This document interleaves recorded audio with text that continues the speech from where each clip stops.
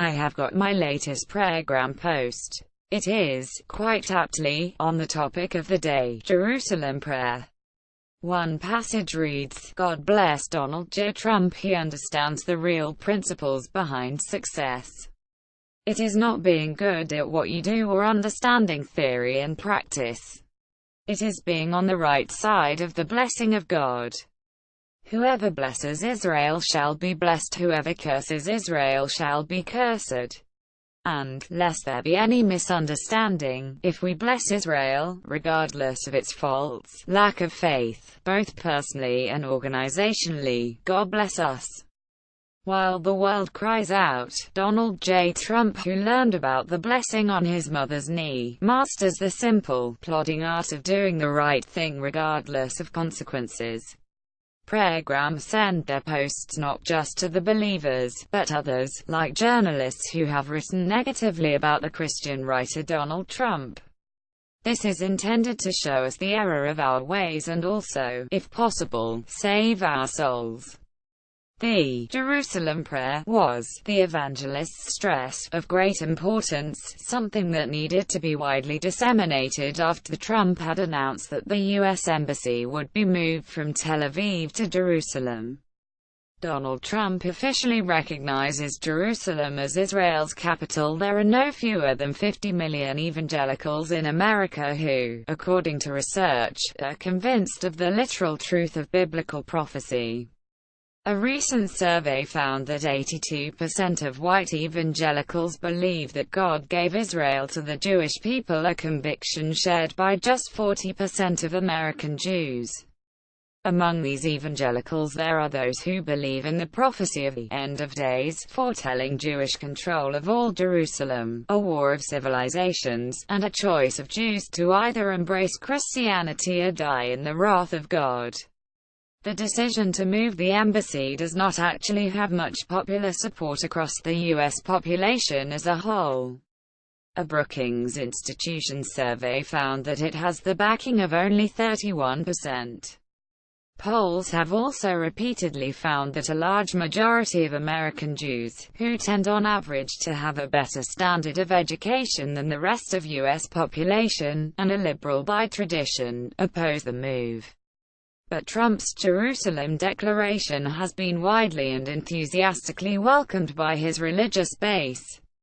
Johnny Moore, who acts as a spokesperson for the Trump's evangelical advisors, stated, "The issue was second only to concerns about the judiciary among the evangelical supporters."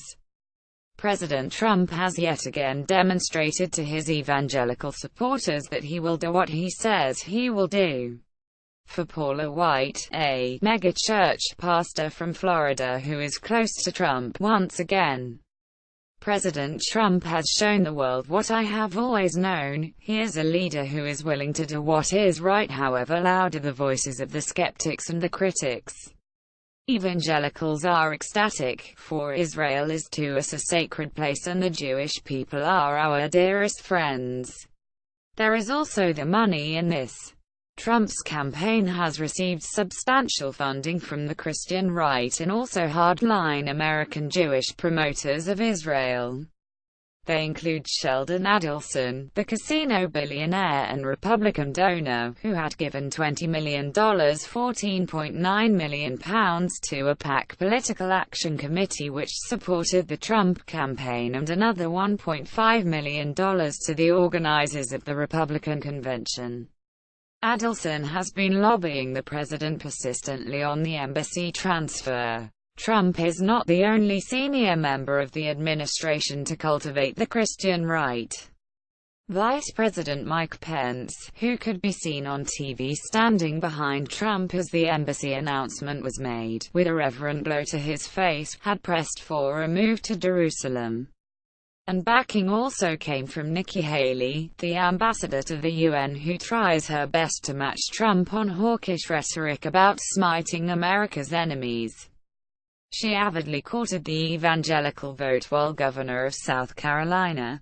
There were those in the administration who pointed out that the Jerusalem move will inflame passions in the Middle East and the wider Muslim world, make a settlement between the Israelis and the Palestinians even more difficult, make it harder to maintain coalitions against Islamist extremists, and may put American lives in danger. They included Secretary of State Rex Tillerson and Defense Secretary James Mattis. Jared Kushner, Trump's son-in-law, who is leading the Israel-Palestine Peace Initiative, had apparently also urged caution initially. But Tillerson may soon be the latest casualty in the Trump administration, to be replaced by the recently appointed CIA Director, Mike Pompeo, and Kushner is said to have changed his stance after talks with Adelson. The evangelists could always cite God on their side. For Indiana pastor Paul Begley, the embassy move is the beginning of end of days. The Jewish people, I've been there, I'm telling you, they believe when the temple's built, the Messiah will be revealed to them. Jesus will be revealed to the Jewish people, and they will embrace him. Lori Cardozo-Moore, founder-president of Proclaiming Justice to the Nations, wrote in the Israeli newspaper Haaretz, Christians recognize the Jews' biblical connection through King David's establishment of Jerusalem as the capital of ancient Israel and the location for both the first and second temples.